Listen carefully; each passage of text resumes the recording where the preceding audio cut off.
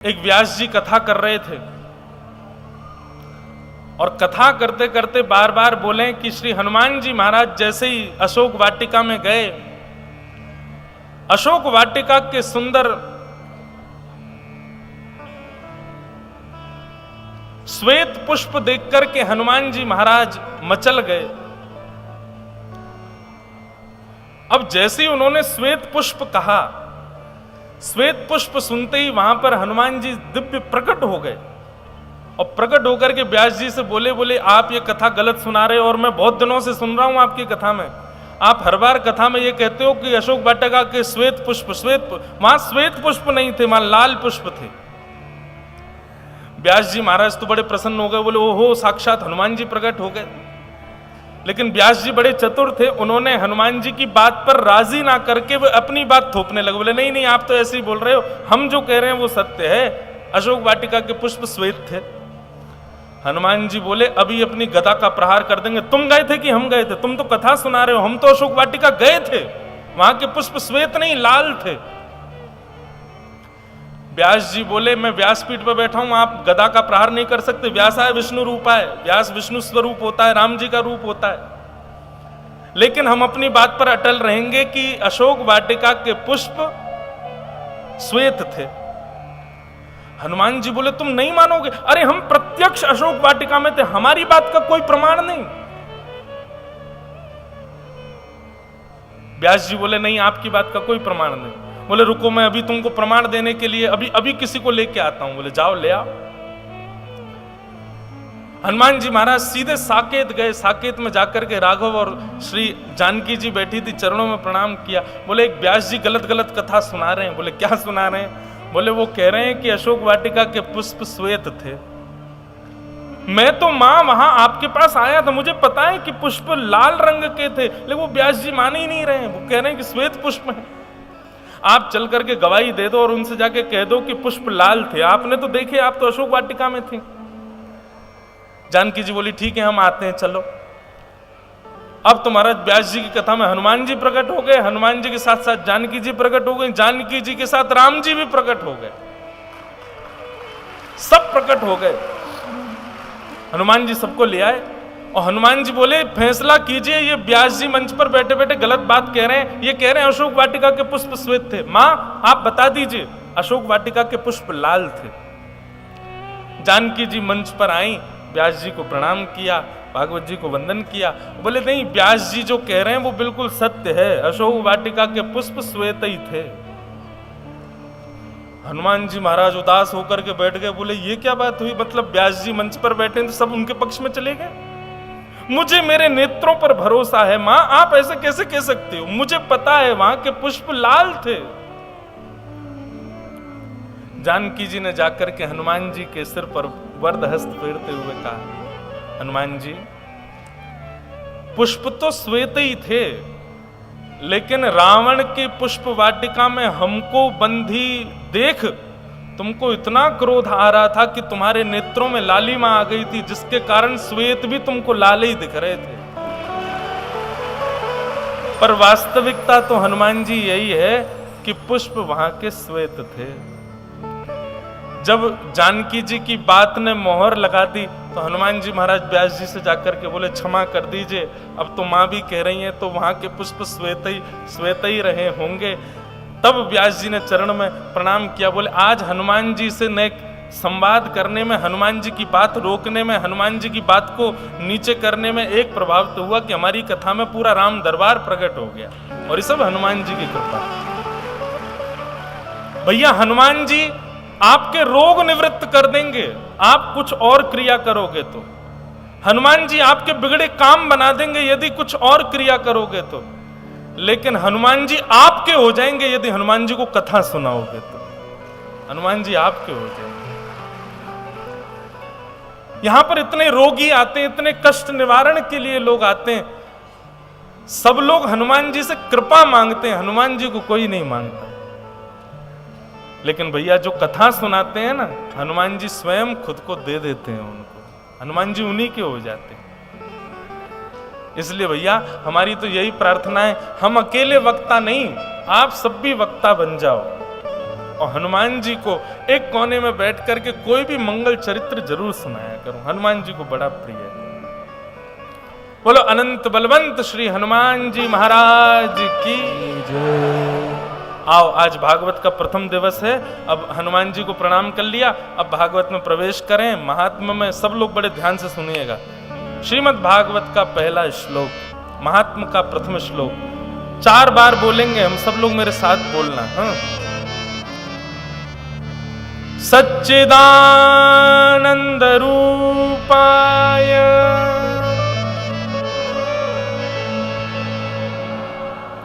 विश्वोत्पत्त्यादि Hathaway तापत्रय विनाशाय श्री कृष्णाय वयं नमः। श्री कृष्णाय वयं नमः। कृष्णाय वयं नमः। श्री कृष्णाय वयं नमः। श्री कृष्णाय वयं नमः। श्रीमद् भागवत के महात्म के पहले श्लोक में ठाकुर जी का परिचय दिया गया। बंधुओं, एक बात बताओ, हम अपनी कथाओं में पूछा करते हैं सब वैष्णवों से भी कि यदि कभी ठाकुर जी प्रत्यक्ष आपको मिल गए तो आपको पता कैसे चलेगा कि ये ठाकुर जी हैं? कभी राम जी प्रत्यक्ष आपके सामने आ गए, कभी हमारे वृंदावन के गोपाल जी यदि प्रत्यक्ष आपके सामने आ गए तो आपको पता कैसे चलेगा कि ये ठाकुर जी हैं? उनका परिचय क्या है, उनकी पहचान क्या है? बस ठाकुर जी की पहचान ही पूरी श्रीमद् भागवत की कथा है। उनके गुण कैसे, उनका रूप कैसा, उनका स्वभाव कैसा, ये सब जहां वर्णित किया जाता है, जहां पर ठाकुर जी को प्रत्यक्ष प्रमाणित किया जाता है, वो श्रीमद् भागवत की कथा है। लोग पूछते हैं कथा सुनने से क्या होता है, कथा सुनने से कौन सी पीड़ा निवृत्त होती है, कथा सुनने से कैसे पाप। बात सीधी है, कथा सुनने से ठाकुर जी को पहचान जाओगे और जिस दिन ठाकुर जी को पहचान गए उस दिन कोई भी पीड़ा, कोई भी पाप, कोई भी आदि व्याधि रहेगी नहीं। ये पाप, पीड़ा, आदि व्याधि, ये सब हमारे जीवन में क्यों है? क्योंकि अभी तक ठाकुर जी को पहचाने नहीं है हम, अभी तक राम जी को अनुभव किया नहीं है हमने, अभी तक संतत्व जाने नहीं है, संतों को पहचाने नहीं है हम। कथा क्या करती है बंधुओं? ठाकुर जी से आपका परिचय कराएगी और जैसे ही ठाकुर जी को आप पहचान जाओगे, अपने आप सब आदि व्याधि, पाप निवृत्त सब अपने आप हो जाएगा। तो कथा भगवान का परिचय। अब यहां भागवत के प्रथम श्लोक में एक सूक्ष्म परिचय दिया गया है, बहुत ध्यान से सुनिएगा। सच्चिदानंद रूपाय, ठाकुर जी के 3 रूप हैं, सत्य, चैतन्य और आनंद। स्वरूप बहुत सारे हैं पर रूप 3 ही हैं। जैसे हम लोग भी व्यक्ति के अनुसार, जैसे व्यक्ति से हम मिलते हैं, जैसे व्यक्ति से हमारा संपर्क होता है, हम वैसा स्वरूप बना लेते हैं। यहां व्यास मंच पर बैठे हैं तो सब हमको व्यास जी बोल रहे हैं, ये हमारा स्वरूप है। नीचे उतर के जा रहे हैं, कोई हमको गुरु जी बोल रहा है, ये स्वरूप है। सब लोग प्रणाम कर रहे हैं, ये स्वरूप है। स्वरूप व्यक्ति विशेष के लिए बदला जा सकता है पर रूप एक ही होता है। रूप किसको कहते हैं? जो आप अपनों के सामने प्रकट करते हो वो रूप है, और जो परायों के सामने प्रकट करो वो स्वरूप है। अब हमारे बागेश्वर वाले महाराज जी किसी के गुरु जी हैं, किसी के महाराज जी हैं, किसी के लिए कथा वक्ता हैं, किसी के लिए चमत्कारी पुरुष हैं। कोई इनको हनुमान जी के रूप में देख रहा है, कोई इनको सनातनी ध्वज के रूप में देख रहा है, और कई लोग जो निंदा करते हैं, जो प्रिय नहीं मानते, जो पसंद नहीं करते, वो हीन दृष्टि से भी देखते हैं। सब रूप हैं। स्वरूप इतने सारे हैं बहुत सारे स्वरूप हैं। आप 4 लोगों से बात करो, महाराज जी के बारे में पूछो, किसी के बारे में पूछो, 4 लोग 4 बातें बताएंगे। जिसको जैसा दिखता है वो वैसा बोलता है। जाकी रही भावना जैसी, प्रभु मूरत देखी तिन तैसी। तो स्वरूप बहुत सारे हैं ठाकुर जी के। कहीं पर वंशी बजा रहे हैं, कहीं पर गिरिराज जी उठा रहे हैं, कहीं पर शंख चक्र गदा पद्म, कहीं पर शेष शैया पर लेटे हैं। सब जगह ठाकुर जी के स्वरूप बहुत सारे हैं, परंतु भगवान के रूप 3 ही हैं, सत्य, चैतन्य और आनंद। ठाकुर जी के 3 ही रूप हैं, सत्य, चैतन्य और आनंद। भगवान सत्य है। पूरी दुनिया के सामने व्यक्ति झूठ बोल सकता है, लेकिन हनुमान जी के सामने जाएगा तो कान पकड़ेगा। क्यों पकड़ेगा? मैंने अपनी पत्नी से छुपा रखा है, मैंने अपने बच्चों से छुपाया है, मैंने सबसे छुपाया, लेकिन आप सब जानते हो महाराज, जिनको देखते ही सत्य छुप ना पावे वो भगवान है, वो परब्रह्म है, वो परमात्मा। दूसरे के साथ, अब देखो अदालत में भी अगर किसी की पेशी होती है ना, तो हम तो गए नहीं कभी अदालत, भगवान ना करे कभी जाना भी पड़े, लेकिन ऐसा सुनते हैं कि वहां कसम खिलवाई जाती है कि मैं जो कहूंगा सत्य कहूंगा। मतलब व्यक्ति का स्वभाव झूठ बोलने का ही होता है, वो सत्य बोलता नहीं है। लेकिन एकमात्र ठाकुर जी का मंदिर ऐसा होता है, ठाकुर जी का दरबार ऐसा होता है, बालाजी का दरबार ऐसा होता है, वहां पर व्यक्ति चाहते हुए भी झूठ नहीं बोल सकता। हमारे महाराज जी पर्चा बनाते हैं, लोगों के लिए सब लिख देते हैं। कितने भी व्यक्ति ने अपने जीवन में कितने भी कांड किए हों, कितने भी गलत कर्म किए हों, कितना भी व्यक्ति कुछ भी गलत कर रखा हो, निश्चित है महाराज जी से नहीं छुपा सकता, क्योंकि उसको ये बात पता है कि मैं जो छुपाऊंगा ये लिख देने वाले हैं, क्या फायदा फिर। ठीक वैसे ही बंधुओं, ठाकुर जी के सामने आप अपने सत्य को छुपा नहीं सकते, प्रकट हो जाएगा। कितना भी छुपा हुआ व्यक्ति क्यों ना हो, मंदिर में जाता है, ठाकुर जी को देखते ही सब, सूरदास जी कहते हैं, कौन कुटिल खल कामी मौसम, कौन कुटिल खल कामी, जो तन दियो ताहि बिसरायो, ऐसो नमक हरामी। सूरदास जी कहते हैं, सूरदास जैसे परम भागवत कहते हैं, कौन कुटिल खल कामी मौसम। हम दुनिया के सामने बनावटी बन जाते हैं, अच्छे बन जाते हैं, दिखाएंगे ऐसे, नहीं हमारे अंदर तो ये दुर्गुण है ही नहीं, हम तो बहुत अच्छे हैं, हम तो वैसे हैं। लेकिन ठाकुर जी के सामने वास्तविकता प्रकट होती है कि हम कैसे हैं, इसलिए उनका सत्य स्वरूप माना गया। ठाकुर जी सत्य है, भगवान सत्य है। कितना भी झूठ बोला हो संसार में, लेकिन ठाकुर जी से नहीं छुपेगा, वो प्रकट होगा, इसलिए वो सत्य है। दूसरा, भगवान का दूसरा रूप क्या है? चैतन्य। ठाकुर जी जड़ नहीं है बंधु। जड़ किसको कहते हैं? पत्थर। ठाकुर जी जड़ नहीं है। ये बात सदैव याद रखना कि ठाकुर जी के प्रति कभी जड़त्व भाव रखना ही नहीं। जो ठाकुर जी के प्रति जड़ भाव रखता है, उसकी बुद्धि जड़ है, उसका जीवन जड़ है। वो जड़ नहीं है, वो साक्षात चैतन्य है, वो प्रत्यक्ष है। चैतन्य ठाकुर जी का दूसरा रूप है। और तीसरा रूप है ठाकुर जी का आनंद। बागेश्वर धाम बालाजी के दर्शन करने में सुख नहीं मिलता, बागेश्वर धाम आने में सुख नहीं मिलता, कथा सुनने में सुख नहीं मिलता, प्रसाद पाने में सुख नहीं मिलता। अब से शब्द बदल दीजिए, बागेश्वर धाम बालाजी के दर्शन करने में आनंद आता है, कथा सुनने में आनंद आता है, प्रसाद पाने में आनंद आता है। आनंद और सुख दोनों में बहुत अंतर होता है, जमीन आसमान का अंतर है आनंद और सुख में। पानी पीने पर प्यास बुझती है, ये सुख का स्वरूप है, लेकिन पानी पीने पर प्यास बढ़े, ये आनंद का स्वरूप है। बालाजी के दर्शन करके या हमारे वृंदावन, अच्छा एक बात और बताएं, आपके बागेश्वर के पास में एक छोटा वृंदावन और है, पन्ना में विराजमान हमारे श्री युगल किशोर लाल। बोले युगल किशोर लाल की।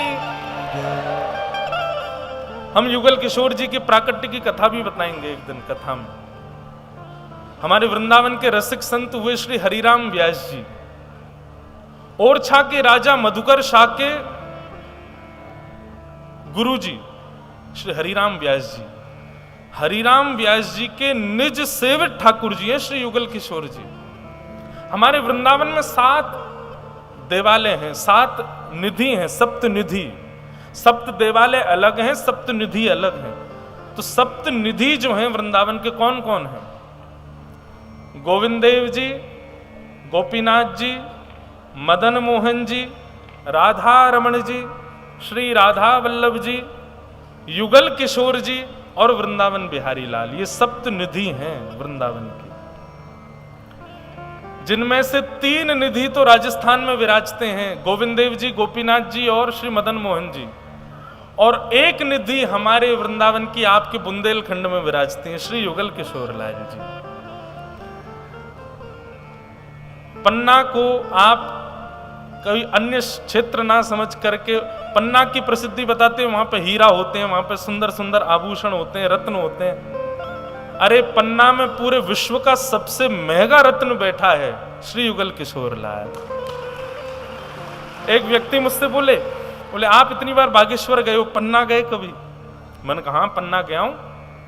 वहां पे महाराज जी कहते हैं कि वहां पे खदान है, उनमें रत्न मिलते हैं, हीरे मिलते हैं, आपने देखा कभी?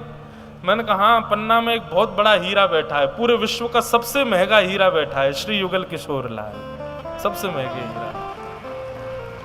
तो भैया आप बुंदेलखंडी सब हमारे वैष्णवों के पास में हमारे ब्रज के निधि बैठे हैं, उनको ध्यान रखे करो, कभी कभी चले जाए करो, पूछ आए करो, सब आनंद मंगल है ना, कोई दिक्कत तो नहीं है।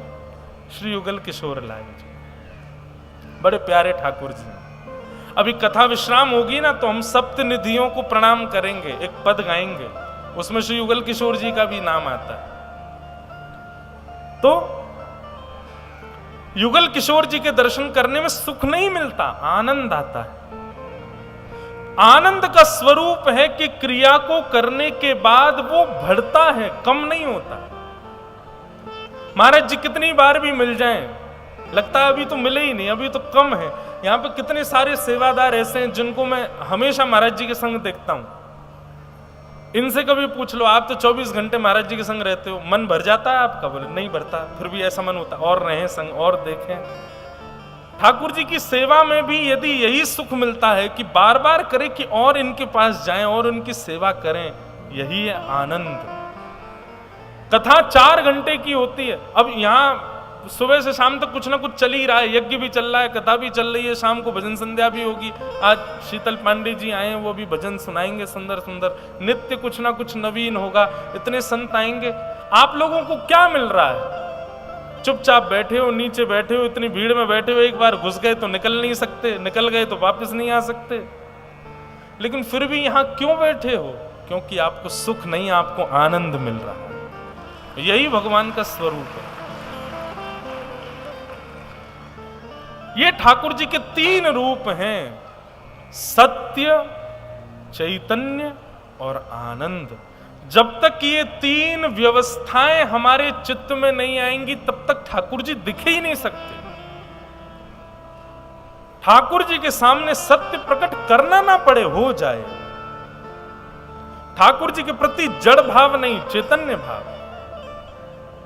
और ठाकुर जी की कथा सुनने में, सेवा करने में, दर्शन करने में आनंद आने लग जाए, तब समझो कि हां अब भगवत दर्शन हो रहा है। तो सच्चिदानंद रूपाय, ये भगवान के 3 रूप हैं, 3 भगवान के कर्म हैं। विश्वोत्पत्त्यादि हेतवे, विश्व को बनाना, विश्व का पालन करना और अंत में विश्व का संहार कर देना, ये भगवान के 3 काम हैं। पहले आपकी योजनाएं बनवाएंगे कि ऐसा ऐसा करो, बढ़िया रहेगा। फिर उस योजना को बनवा करके ठाकुर जी पालन करेंगे, हाँ अब ठीक है। और अंत में उसी योजना का संहार ठाकुर जी ही कर देते हैं, उसी से ही सृष्टि चलती है। आपके मन में इच्छा प्रकट करा देंगे कि भाई छतरपुर में एक बढ़िया व्यापार शुरू करो, ये सृजन करेंगे आपके चित्त में ठाकुर जी। व्यापार चालू हो जाएगा तो उसका पालन करेंगे, कुछ दिन बहुत बढ़िया से चलवाएंगे ठाकुर जी। और फिर एक समय आने पर आपके अंदर प्रकट हुए अहम को, आलस्य को नष्ट करने के लिए उसी व्यापार को खत्म करवा देंगे ठाकुर जी। और उसी को खत्म होते ही फिर आप दोबारा खड़े होने के लिए, दोबारा प्रगतिशील होने के लिए फिर कर्म करोगे। ऐसे ही ठाकुर जी पूरी दुनिया को चलाते रहते हैं। पहले सृजन करते हैं, फिर पालन करते हैं और अंत में संहार। ये 3 भगवान के कर्म हैं। तो 3 भगवान के रूप, 3 भगवान के कर्म और 3 भगवान के क्रिया, गुण क्या है? तापत्रय विनाशाय श्री कृष्णाय वयं नमः। 3 प्रकार के तापों का जो उपशमन करते हैं, ऐसे श्री कृष्ण को हम प्रणाम करते हैं। 3 प्रकार के ताप कौन कौन से होते हैं? ताप का मतलब क्या होता है? ताप का मतलब कष्ट। 3 प्रकार के कष्ट हैं, आदि दैविक, आदि भौतिक और आध्यात्मिक। 3 प्रकार के कष्ट। आदि दैविक कष्ट क्या है? किसी के द्वारा दिया गया, किसी ने लड़ाई कर ली, किसी ने केस कर दिया, कोई हमसे जबरदस्ती लड़े, उससे हम दुखी हो जाएं, ये आदि दैविक दुख है। आदि भौतिक दुख क्या है? हम बीमार हो जाएं, खांसी हो जाए, बुखार हो जाए, सिर दर्द हो जाए या दुनिया भर की आदि व्याधि, ये आदि भौतिक है। और आध्यात्मिक दुख क्या है? वर्षा हो गई, ओले पड़ गए, सब फसल खत्म हो गई, किसान की मेहनत बर्बाद, ये आदि भौतिक दुख है। भूकंप आ गया, घर गिर गया, ये आदि भौतिक दुख है। वर्षा ज्यादा हो गई, बाढ़ आ गई, आदि भौतिक दुख है। ठाकुर जी क्या करते हैं? इन 3 प्रकार के तापों का उपशमन करते हैं, 3 प्रकार के तापों को नष्ट करते हैं। अब एक बात बहुत ध्यान से सुनिएगा। बोले महाराज जी आप कह रहे हैं कि ठाकुर जी 3 प्रकार के तापों को नष्ट करते हैं, लेकिन फिर भी देखा गया है कि ठाकुर जी को भजने वाले सबसे ज्यादा दुखी रहते हैं, ठाकुर जी का नाम जप करने वाले सबसे ज्यादा कष्ट में रहते हैं, ठाकुर जी की नित्य कथा सुनने वाले आदि लोग ज्यादा कष्ट में रहते हैं। ऐसा क्यों? बहुत ध्यान से सुनना। भगवान कष्ट दूर नहीं करते, बस कष्ट से होने वाली जो पीड़ा है उस पीड़ा को समाप्त कर देते। बहुत ध्यान से सुनिए सब लोग। बागेश्वर धाम आने से, बद्रीनाथ जाने से, अयोध्या जाने से, वृंदावन जाने से, द्वारिका जाने से, संतों को प्रणाम करने से, परिक्रमा लगाने से, तीर्थ यात्राएं करने से कष्ट कम नहीं होंगे। कष्ट तो आएंगे, लेकिन आपको उन कष्टों का पता नहीं चलेगा, अनुभव नहीं होगा। जैसे कभी हॉस्पिटल में परिवार का कोई व्यक्ति भर्ती हो जाए, उसका ऑपरेशन यदि डॉक्टर को करना होता है तो डॉक्टर एक इंजेक्शन लगाता है एनेस्थीसिया का। उससे क्या होता है कि जहां का भी ऑपरेशन करना है वो पार्ट पूरा सुन्न पड़ जाएगा। डॉक्टर चक्कू तो चलाएगा, डॉक्टर आपको काटेगा तो सही, खून भी निकलेगा, ऑपरेशन होगा, लेकिन उसका अनुभव नहीं होगा, आपको पता नहीं चलेगा, वो एरिया सुन्न हो जाएगा। ठीक वैसे ही जब आप भगवत शरणागत होते हैं, ठाकुर जी की कृपा के शरणागत होते हैं, जब आप इस प्रकार मंदिर जाने लगते हैं, कथाएं सुनने लगते हैं, तीर्थों में जाने लग जाते हैं, संतों को प्रणाम करने लगते हैं, तो इसके बाद कष्ट तो आते हैं पर उन कष्टों का आपको अनुभव नहीं होता है। कष्ट तो आते हैं लेकिन उसकी पीड़ा पता नहीं चलती। इसलिए तापत्रय विनाशाय। 3 प्रकार के तापों का ठाकुर जी पीड़ा का विनाश करते हैं। ऐसे तापत्रय विनाशाय, 3 प्रकार के तापों का नाश करने वाले श्री कृष्ण को हम बारंबार प्रणाम करते हैं।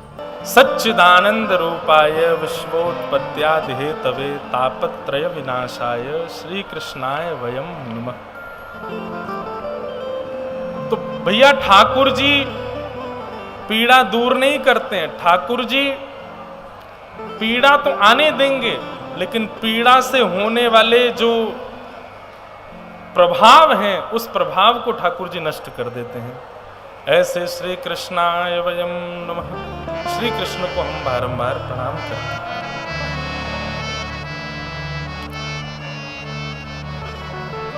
यम प्रव्रजन्तमनुपेतमपेत कृत्यम वैपायनो विरह कातरया जुहाव।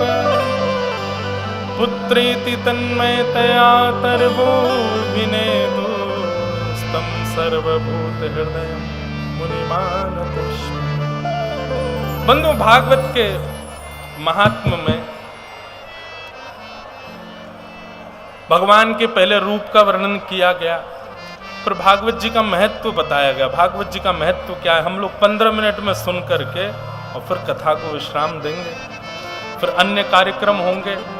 कल से कथा बंधुओं 3:30 बजे शुरू हो जाएगी। आप सब लोग 3 बजे से, आप तो पहले ही आ जाते हैं, लेकिन फिर भी 3:30 से 6 बजे तक कथा का क्रम रहेगा। आज विलंब से हुई कथा। जय हो।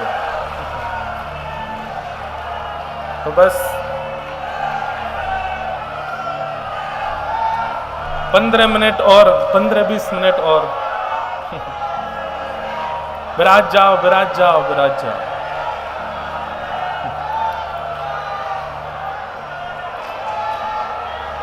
बोलो बागेश्वर धाम की जय। भागवत जी के महात्म्य में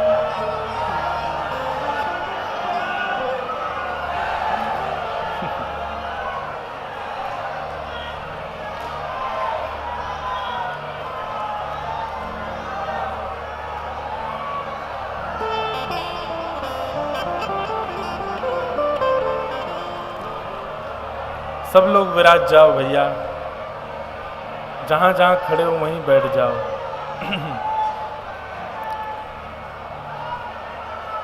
श्रीमद् भागवत जी का महात्म्य सुनाया गया, और भागवत जी के महात्म्य की एक ही विशेषता है। 2 भाव प्रमुख रूप से बताए गए हैं महात्म्य में। प्रथम भाव यह है कि भक्ति, ज्ञान, वैराग्य तीनों की पुष्टि श्रीमद् भागवत जी करती हैं। भक्ति, ज्ञान, वैराग्य और त्याग, 4 भाव हैं भागवत जी के। भागवत, भक्ति, ज्ञान, वैराग्य और त्याग। श्रीमद् भागवत जी से या तो आप भक्ति का प्रसाद ग्रहण कर सकते हो, जैसे मीराबाई, जैसे सूरदास, जैसे हमारे युगल किशोर जी को जिन्होंने प्रकट किया, ऐसे श्री हरिराम व्यास जी महाराज, इन सबने भागवत जी से भक्ति का प्रसाद ग्रहण किया। और किसी को भक्ति में रुचि नहीं है तो वो ज्ञान का प्रसाद लेता है, तो भाग ज्ञान का प्रसाद। ज्ञान का प्रसाद किसने लिया? 1000 वर्ष पहले हमारी भूमि पर प्रकट हुए श्री जयदेव महाप्रभु, जिन्होंने गीत गोविंद की रचना की। ऋषि वाल्मीकि आदि आदि, ये सब ज्ञान के प्रसाद के उपासक हैं, भक्ति के प्रसाद के उपासक, ज्ञान के प्रसाद के उपासक। तीसरे हैं वैराग्य। कथा सुन के कई लोगों को वैराग्य हो जाता है, घर परिवार फिर सुहाता नहीं है।